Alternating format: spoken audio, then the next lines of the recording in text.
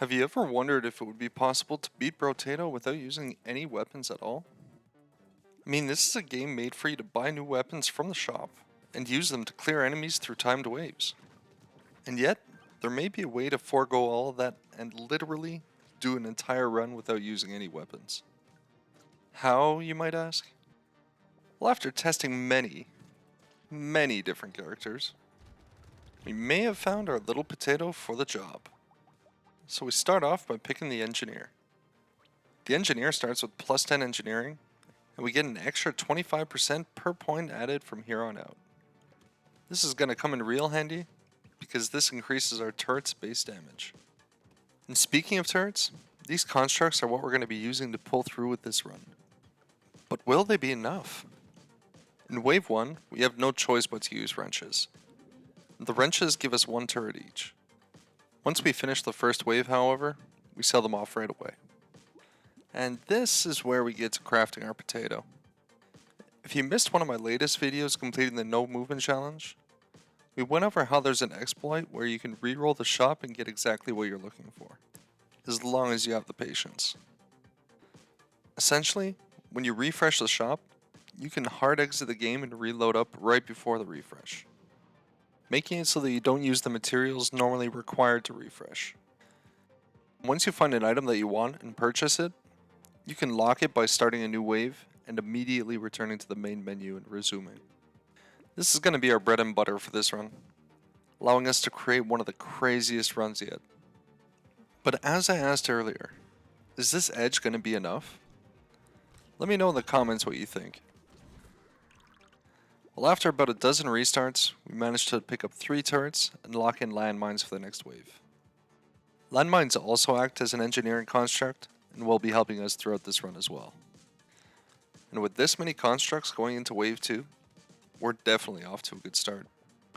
Our main goal during waves is going to be to avoid getting hit and gathering as many materials as possible.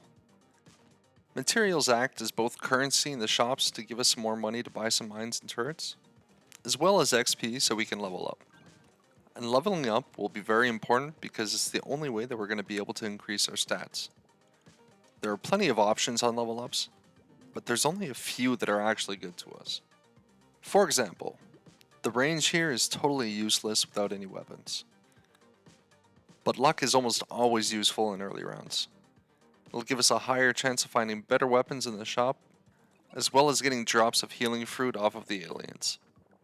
Other level ups we'll be looking for are engineering to increase our construct's damage output, harvesting in the early waves to get our economy up and running, and max HP, armor, and dodge to increase our survivability when waves get overwhelming in later rounds. So we pick up our locked landmines and get back to the exploit.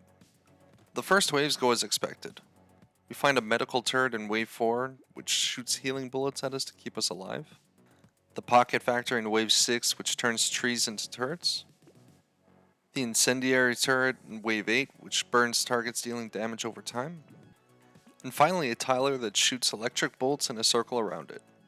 So pretty standard so far. The first 10 waves go by with relative ease. Wave 11, however, is where this build usually hits a wall. This time though, was the first time that I went 100% turrets and landmines. So we grab a laser turret, which is basically a sniper turret, and jump in.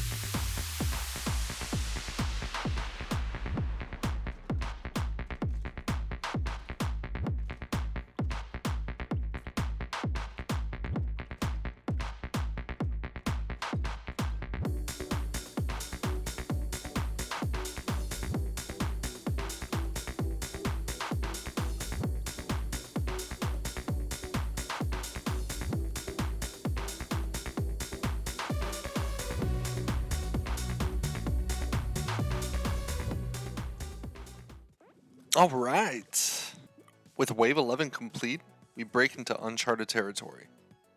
At this point, I'm feeling pretty good about this run, but will these turrets be enough to take down the boss on Wave 20? So we start stocking up. We immediately get the Wandering Bot, which will slow down enemies that get within a certain radius of us, and we start obliterating the next waves. Each one getting past with ease. It's only once we get to Wave 14 where we get a wake-up call that we're fast approaching the boss, and that we're basically glass cannon. It's at this point where we start playing the game like one of those mobile zombie defense games. You know, the ones where you're standing inside the walls with turrets. Because anytime that we step outside to grab larger amounts of mats, we swiftly get reminded that it's not safe outside. And by Wave 17, the aliens are basically hitting us for half of our total HP. And these guys are slowly starting to get through. It might not be far in, but they are getting through. But by Wave 19, they are sailing through. And at this point, I'm thinking there's not much hope left for this run. If the smaller aliens are able to get through, there's just no way that I'm going to be able to hold up against the boss in the next wave. Anyway, we managed to finish Wave 19 and start to set up for the biggest one of the run so far. With 12 turrets, 13 landmines, 7 medical turrets, a potential like and subscribe? What? How'd that get there? The Pocket Factory, 7 incendiary turrets, 5 tilers, 4 laser turrets, and 1 wandering robot. We head off onto Wave 20.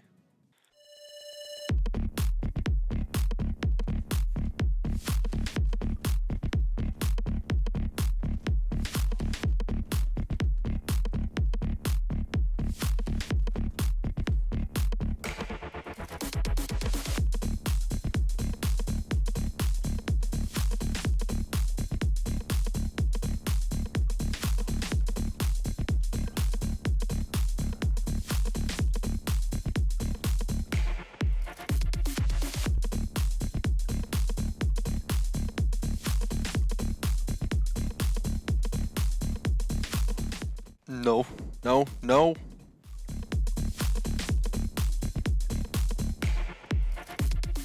No, no, no, no, no, no, no, no, no, no, no. No, no, no, no, no, no. Did the boss just die?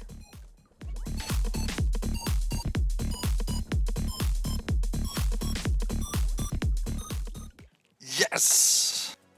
Another challenge in the bag. The No Weapon run has been completed. Now, if you still haven't seen my No Movement Run challenge, why not check it out right here?